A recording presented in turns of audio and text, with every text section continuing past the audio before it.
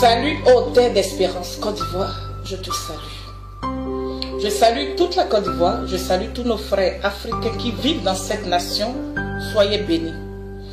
Je veux saluer tous les ministres de l'évangile, mes soeurs comme mes frères, mes pères, mes mères, mes fils, mes filles. Soyez bénis. Et je voudrais saluer, dire un grand shalom à tous ces intercesseurs, toutes ces sentinelles en Côte d'Ivoire qui sont cachées, qui ne sont pas sur des grosses affiches, mais qui continuent d'intercéder pour cette nation avec un cœur pur, avec des mains pures, avec des lèvres pures. Que le Tout-Puissant vous fortifie.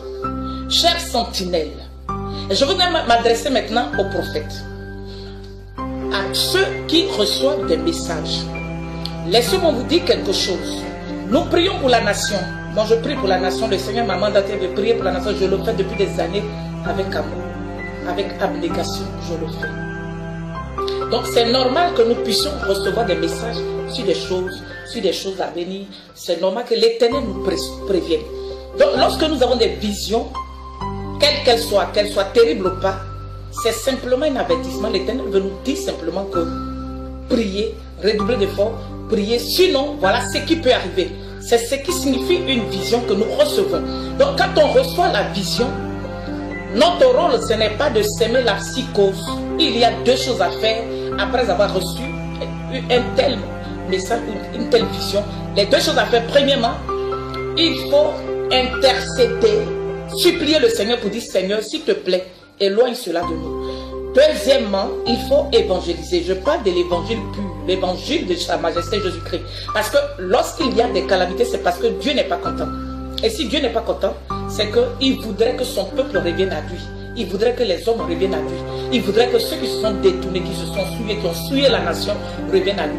Donc nous, notre rôle, c'est d'interpeller, d'évangéliser, d'avertir le peuple, de demander au peuple de se repentir et de revenir à l'Éternel. Je dis que les premières personnes qui doivent se repentir dans cette nation, c'est l'Église.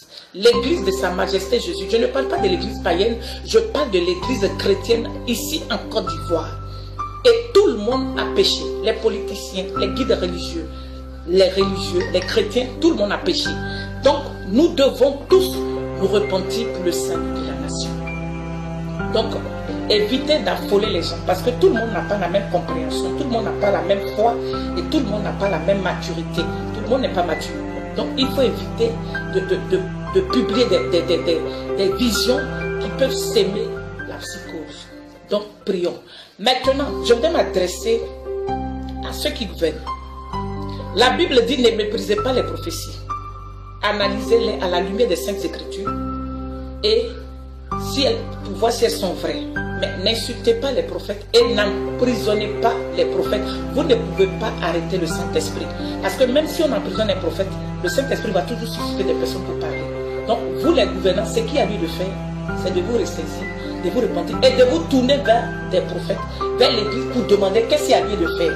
Ce qu'il y a lieu de faire, premièrement, c'est la repentance. Demandez pardon à Dieu. Demandez pardon à Dieu, se ressaisir. Parce que la menace est réelle. Mais il faut chercher à purifier la nation par des actions, par une repentance sincère. Et donner des espaces aux chrétiens pour qu'ils puissent faire des prières nationales, faire des repentances nationales. Alors, je bénis le Seigneur. Pour tous ceux qui vont voir la vidéo, s'il vous plaît, essayez de partager. Et donc, je dis, repentons-nous, prions, implorons la grâce de l'Éternel. N'insultez pas les prophètes, ne les emprisonnez pas. Mais cherchez plutôt la face de l'Éternel. Que le Seigneur nous bénisse. Et que Dieu bénisse la Côte d'Ivoire. Et je crois que si nous prions, le même Dieu qui a sauvé Ninive peut sauver la Côte d'Ivoire. Ninive n'a pas méprisé la prophétie. Ninive a pris la prophétie au sérieux et Ninive s'est repenti. C'est pour cela que Dieu a sauvé Ninive. Alors Côte d'Ivoire, ne méprise pas les prophéties. Prends les avertissements au sérieux. Répands-toi et Dieu va te sauver. Au nom puissant de Sa Majesté Jésus. C'était le prophète Epsiba, sentinelle établi sur cette nation.